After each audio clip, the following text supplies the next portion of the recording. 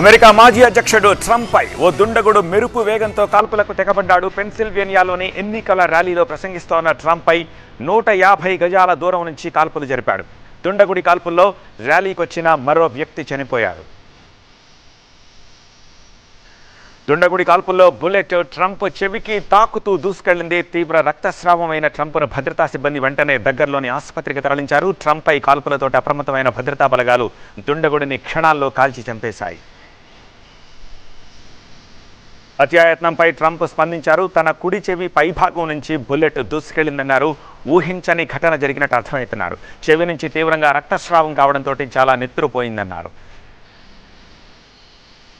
ట్రంప్పై దుండగుడి కాల్పులను ముందే పోలీసులకు హెచ్చరించే ప్రయత్నం చేశానన్నారు. ఎన్నికల ర్యాలీకి వచ్చిన ఒక ప్రత్యక్ష సాక్షి అక్కడ ఏం జరుగుతుందో పోలీసులకు అర్థం కాలేదని చెప్తున్నాడు. ట్రంప్పై కాల్పులను తీవ్రంగా ఖండించారు అధ్యక్షుడు బైడెన్. ట్రంప్ త్వరగా కోలుకోవాలని ఆకాంక్షించారు. అమెరికాలో హింసకు చోటు లేదని తేల్చి చెప్పారు. కాల్పులపై సెక్యూరిటీ ఏజెన్సీల నుంచి వివరాలు అడిగి తెలుసుకున్నారు. ట్రంప్పై దాడిని ఖండించారు ట్రంప్ కూతురు ఇవాంకా ట్రంప్, అమెరికా మాజీ అధ్యక్షుడు ఒబామా. ఇదో దురదృష్టకర ఘటనగా అభివర్ణించారు. దేవుడి ఆశీస్సులతోటి ట్రంప్ ప్రాణాలతో బయటపడ్డారన్నారు.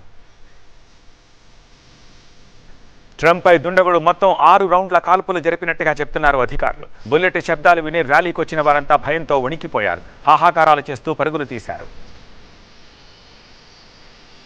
దుండగుడి కాల్పుల్లో చెవికి తీవ్ర గాయమైన ట్రంప్ బట్లర్ మెమోరియల్ ఆసుపత్రిలో చికిత్స పొందుతున్నారు. ప్రస్తుతం ఆయన ఆరోగ్యం నిలకడగా ఉందని చెప్తున్నారు అనుచరులు, డాక్టర్లు. కాల్పులు, దాడులు ట్రంప్ను ఆపలేవంటున్నాయి రిపబ్లికన్ పార్టీ వర్గాలు. ట్రంప్ చాలా ధైర్యవంతుడని, షెడ్యూల్ ప్రకారం రేపటి నుంచి జరిగే పార్టీ ర్యాలీలకు యథావిధిగా హాజరవుతారని స్పష్టం చేశాయి.